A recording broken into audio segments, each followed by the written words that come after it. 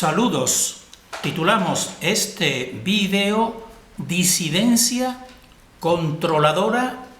de disidencia.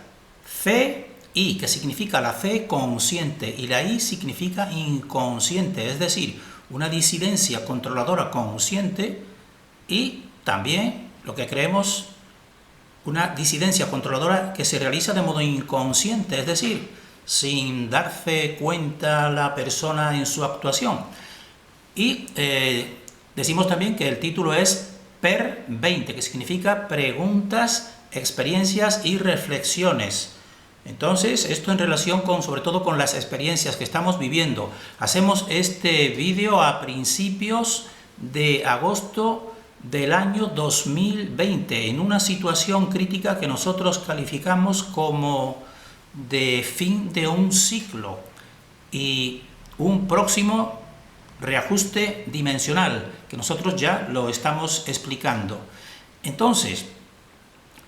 ¿qué queremos decir con disidencia controladora consciente? Pues decimos con disidencia controladora consciente, pues a un grupo dirigido por las fuerzas de la oscuridad, para no ser muy específicos, que ellos actúan en contra de la humanidad y al servicio de una entidad que nosotros denominamos como Luxian. Y su actuación consiste en dividir en todos los aspectos, y dividir sobre todo a un posible bloque que se cree en contra precisamente de su control antihumano. Entonces, queremos decir también, en relación con esto, que a fecha actual, muy reciente, pues acaba de producirse una gran manifestación, una reacción de humanos auténticos en contra de lo que nosotros consideramos un orden que se va a establecer, que se está estableciendo de tipo antihumano, para no ser más específicos. Esa manifestación se ha producido en Alemania. Y entonces, en relación con ella, pues actúan precisamente estos servidores de esta oscuridad de distintas maneras para debilitar este movimiento. Y una de sus formas milenarias pues es la división. Entonces, por ejemplo, atribuyen falsas categorías pues a este tipo de manifestación. Le dicen, como ya hemos visto nosotros en muchos medios oficiales, pues le dicen, esto es una manifestación de grupos, por ejemplo, de grupos ultraderechistas, y ya de esa manera pues dividen, porque establecen esa categoría y entonces se crea el otro grupo que dice, bueno, pues estos son en contra de nosotros, cuando nada más lejos de la realidad cualquier persona que haya visto todos los comentarios pues de todas las personas que participaban en esa manifestación, nada de grupo ultraderechista, era sobre todo un grupo, era sobre todo una manifestación humana en contra de un poder que va más allá de los partidos políticos, por supuesto. Entonces, nosotros decimos también, pues eso sería una acción controladora, o sea, una acción de disidencia controladora o de control de esta disidencia. Y otra manera también de actuar pues es atribuir ya no el nombre de grupo ultraderechista, sino también atribuir a esos grupos o a personas concretas o a grupos que están luchando como disidencia controlada, es decir, le apuntan con el dedo a los que realmente pues levantan su voz en contra de un sistema que se está estableciendo paso por paso, y le dicen, pues estos en realidad son disidencia controlada, no hay que echarles caso, no hay que hacerles caso. Y eso realmente pues sería de un modo consciente, pero también creemos nosotros de un modo inconsciente por algunas personas que no captan la totalidad del problema, es decir, sin quererlo y con una cierta parte de razón, porque claro, en todo tipo de movimiento disidente pues existen diferencias, y hay muchas personas pues que están metidas en un sistema y hay muchos grados, pero aquí en este momento lo que hay que hacer evidentemente pues es unir a todo lo que vaya en contra de lo que ya está llevándonos precisamente a un estado de control total, esa sería la acción. Entonces, no empezar a buscar la diferencia de personas o de grupos que estén en contra pues de esa unión unitaria, porque aquí está la diferencia de la fuerza de Lucian, que es una fuerza de tipo colmena, que todos van a una, como se puede decir, igual que todos los miembros de una colmena, porque todos son realmente esclavos, esa es la verdad, no tienen libre albedrío, y por eso funcionan tan bien y son tan efectivos, están obedeciendo a una única orden, a un único cúspide de la pirámide, a un ojo único, y entonces por eso son tan efectivos, pero han perdido el libre albedrío, podemos decir, han perdido ya pues el concepto humano que nos da la fuente, mientras que el grupo humano pues sí tiene el libre albedrío, por eso sí son diferentes, y hay distintos grados de despertar, podemos decir. Entonces, aquí la prioridad pues es no centrarse en las diferencias de cada uno de estos grupos, sino en todo lo que los une, es decir, favorecer el despertar a la verdad. Entonces, eso ya lo hemos expuesto en algún vídeo anterior, y queremos hacerlo constar que este no es un momento de empezar a encontrar simbolismo que pueda debilitar esta unión. Entonces, eso son palabras iniciales en relación con este momento actual, porque vemos también, y estos momentos actuales de reajuste dimensional es cuando realmente se ve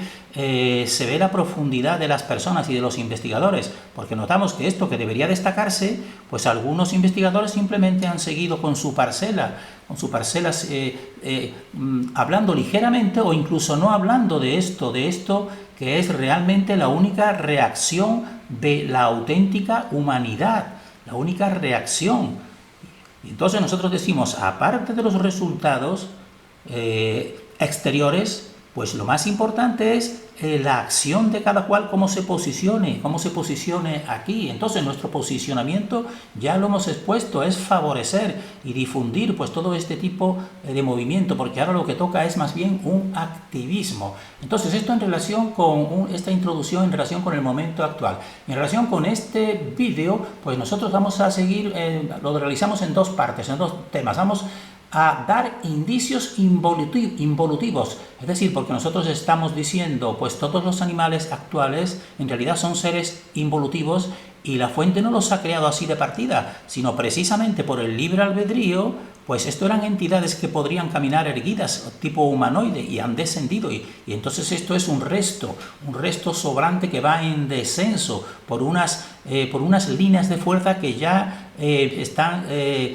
van hacia la horizontalidad y hacia abajo, y han perdido la verticalidad, por eso todos los animales pues están inclinados. Entonces un indicio involutivo es la piel de los animales y también las patas de los animales. Esto que vamos a ir viendo. Eso sería un punto 1, y un punto segundo, pues vamos a destacar una serie de humanoides animalescos de siglos pasados que quedan reflejados en artefactos que nosotros tenemos la suerte pues de ir conociendo, porque se están liberando muchos artefactos, sobre todo los más representativos para nosotros son los de la cultura Hongshan, pero siempre han estado ahí de una manera o de otra, tipologías animalescas pero erguidos, es decir,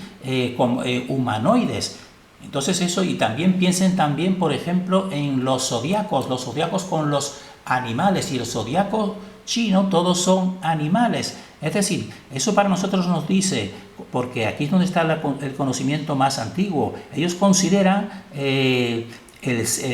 zodíaco, esas fuerzas, como donde estaban ellos, donde estaban como dioses, y por eso tienen esa adoración y toda esa tipología humanoide.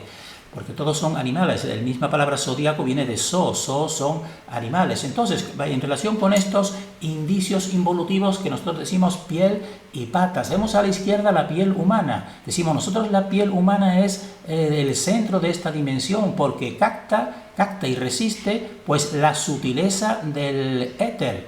Tiene, dijésemos así, se puede decir,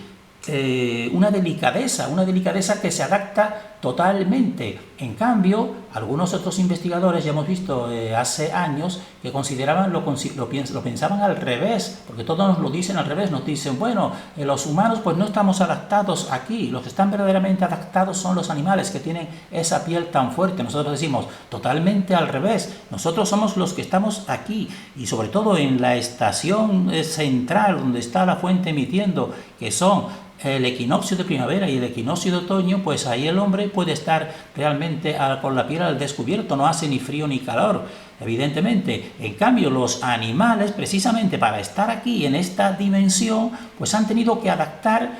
su piel para resistir ese empuje del éter, y por eso es mucho más dura y con todo tipo de rugosidades y de vellos y de pelos, podemos decir, para resistir.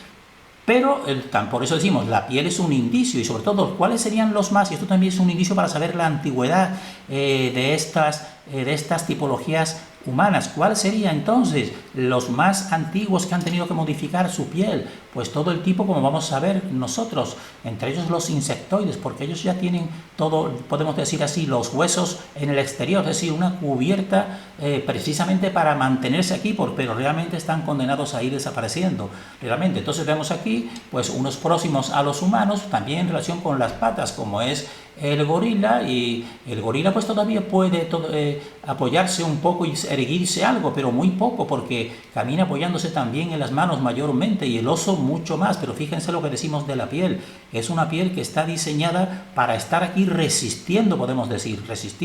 pero incluso, y su cuerpo físico pues ya no resiste, ya tiene que estar inclinado, porque son las líneas de fuerza magnéticas que van todos ya en sentido horizontal y no pueden conservar la verticalidad del hombre.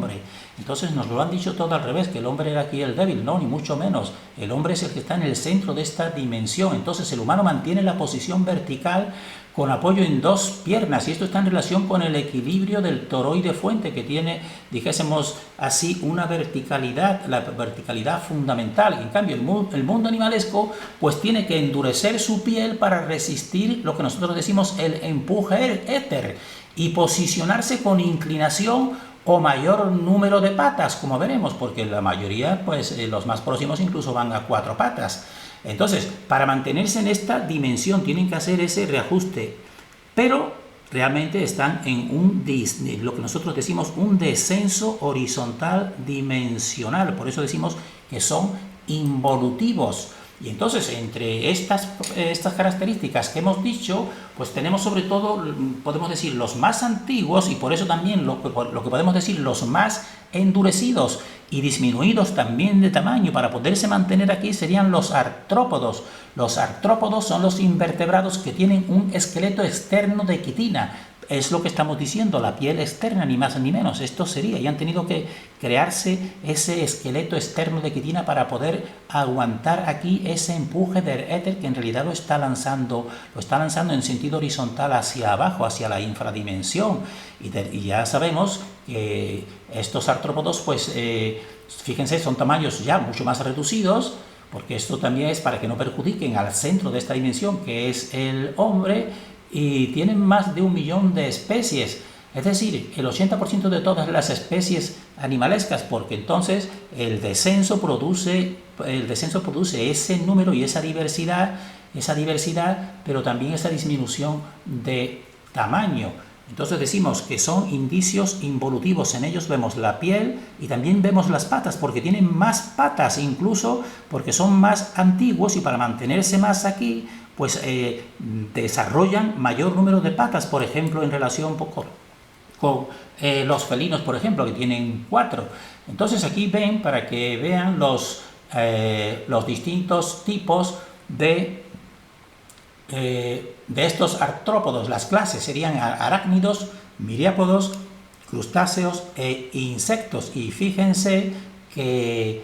los insectos tienen 6 patas en pares, formando 3 pares, 6, pero los arácnidos tienen 8 y los miriápodos pues tienen de 10 a 200, es decir, a medida que aumenta el número de patas es para poder posicionarse aquí, para no ser arrojados, pero son arrojados evidentemente, y serán arrojados de aquí porque son, como ya decimos, involutivos. Por eso decimos, esto es un importante indicio de la involución, la piel y las patas. Entonces, porque están recibiendo un empuje vertical hacia el exterior. Entonces, ese empuje vertical, nosotros estamos totalmente bien orientados con respecto a él. Por eso, precisamente, nosotros andamos erguidos, mientras que ellos pues tienen que ir inclinándose, tienen que ir con líneas de fuerza hacia la horizontalidad, en sentido horizontal en lugar de vertical, porque tienen que ir siguiendo las líneas de fuerza magnéticas, que la brújula pues es la que te lo deduce, y todo esto nosotros lo podemos saber e intuir con un pensamiento arborescente, porque hemos decodificado y estamos decodificando pues la forma verdadera de la Tierra y del cosmos en función de las líneas de fuerza que se perciben, por ejemplo, en las brújulas y en los imanes, porque en realidad todo es sencillo si una persona empieza a aplicar su discernimiento. Entonces nosotros decimos, todas estas tipologías animalescas pues caminan hacia la infradimensión o corteza del toroide universal. Y entonces pues ponemos aquí, ya hemos visto que esto es una introducción general de lo que nosotros decimos que humanoides animalescos de siglos pasados pues quizás caminaron en un tiempo erguidos, que la persona pause y lea. Y como ya hemos visto, vamos a poner ahora una serie de artefactos o representaciones de estos animalescos, pero que estuvieron, porque están aquí representados erguidos, es decir, en posición vertical, que sería antes de su descenso y convertirse en animales a 4 patas entre ellos, podemos decir, pues recordamos que del vídeo anterior vamos simplemente a presentar esta imagen porque ya lo tratamos en el vídeo anterior, que serían las tipologías insectoides. Aquí tiene, y eso lo hemos puesto en esa tipología en el vídeo anterior, pero ahora vamos a ver otras tipologías. Vamos a ver las tipologías reptiloides, tipologías aviares y tipologías felinas, y solamente una pequeña muestra porque tenemos la suerte de tener grandísima cantidad de diversidad de estas tipologías humanoides erguidas. Entonces aquí tenemos, en primer lugar, destacamos la tipología humanoide reptiloide, porque tiene una gran influencia en toda la cultura del hombre, humanoides reptiloides. Y aquí tienen, en el templo de Sobek-Kon-Ombo, de la dinastía tolemaica, pues aquí tienen a la izquierda un tipo que nosotros decimos tipo cocodriloide, y a la derecha pues representación de tipo serpentino, porque estos son las dos tipologías más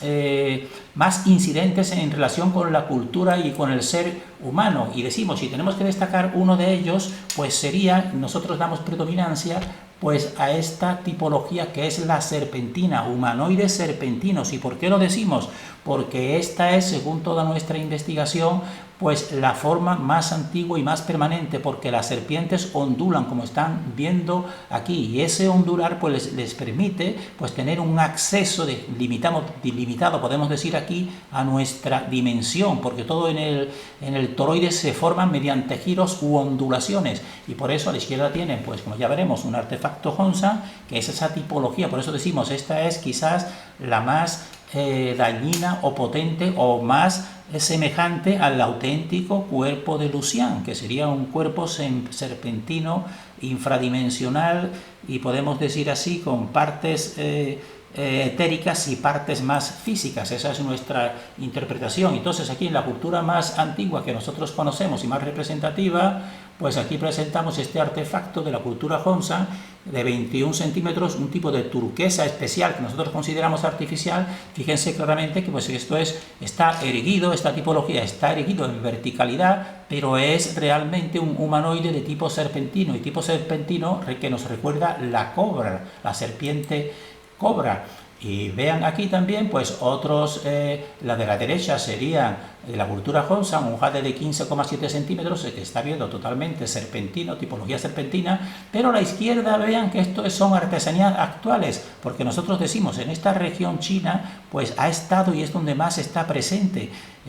en la actualidad y ya tiene a la mayoría del pueblo, podemos decir así, como simplemente servidores con un tipo de alma colmena, y por eso está también en la misma actualidad. A la izquierda están viendo pues en este objeto metálico que está representando lo mismo que en la cultura más antigua del 4700. A la derecha pues es un jade de 15 centímetros, y aquí tienen otro que volveremos sobre él porque es muy expresivo, de la cultura Hongsan, que está la tipología erguida y se está viendo que es un humanoide de tipo serpentino. Esto es de Hongsan, de 23 centímetros, un jade especial, y esos son los serpentinos. Pero ahora también vemos la otra tipología, que ya tendremos más tiempo, si el destino lo permite, de hablar de ella, que es la tipología que nosotros decimos cocodriloide. Entonces esto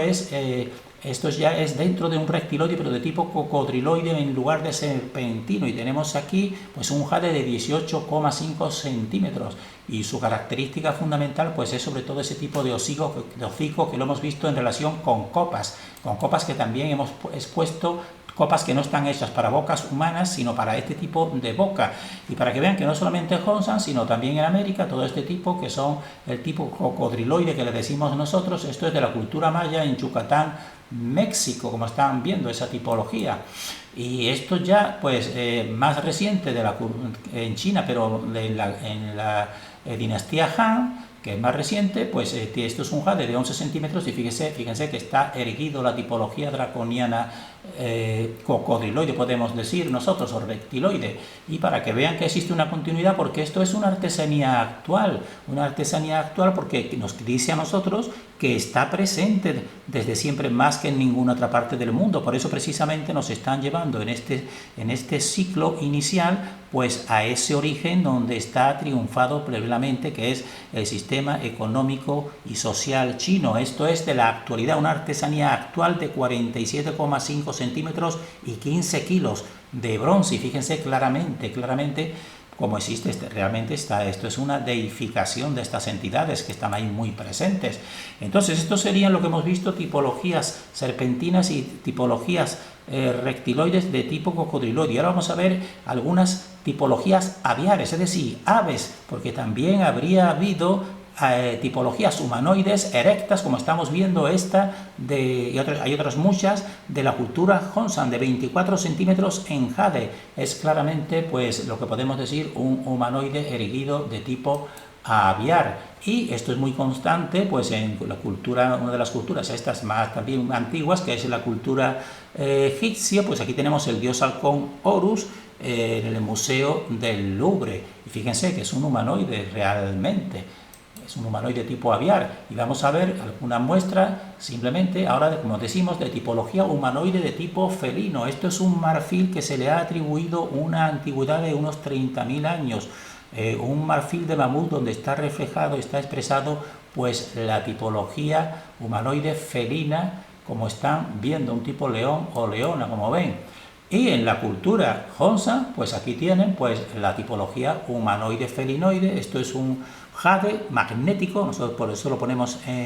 entrecomillado, le aplicas un imán y se queda adherido, de 12 centímetros. Y si lo observan con detenimiento, pues se ven las orejas que tienen tipo gato, y la forma del rostro, etcétera, de tipo felinoide, decimos nosotros, al igual que la máscara de la derecha, que de la máscara de la derecha pues está reflejándose esa tipología feminoide de felino, que es un jade de 17,5, pero también en la cultura más antigua de América, que se suele atribuir a la cultura olmeca, pues aquí tienen de 7,9 centímetros, pues esta figura que te está reflejando claramente pues una categoría felina, como ven, pero está erguido, es un tipo humanoide felinoide. Y también en esta categoría de los felinos, pues aquí tenemos la diosa Sekhmet, a la izquierda en el Louvre y a la derecha en el templo de Karnak, donde ahí permanece, y es una tipología de la diosa leona, como están viendo, y la están viendo erguida. Entonces nosotros creemos que esto no son imaginaciones, sino esta abundancia, y pues para nosotros nos dice eso, este conocimiento que a nosotros se nos oculta. Y aquí tenemos en la cultura que se considera más antigua, una de las más antiguas de Occidente, la cultura sumer. Aquí tenemos esta estatuilla de Irak, que se le considera el 3000 a.C., pero fíjense qué perfección del tipo felino, del tipo humanoide felino, y fíjense que está erecto totalmente. Entonces nosotros terminamos aquí haciendo una síntesis y decimos, porque esto puede tener evidentemente una parte especulativa, nosotros lo comprendemos, pero es después de toda nuestra investigación y todos los artefactos y ver esta realidad, cómo funciona, y este toroide universal, pues es lo que nos dice a nosotros nuestra investigación. Simplemente pónganlo como una hipótesis. Entonces nosotros decimos la siguiente síntesis, que quizás en un ciclo anterior pues existieron humanoides animalescos que caminaron erectos, y un ajuste dimensional los hizo bajar a una infradimensión,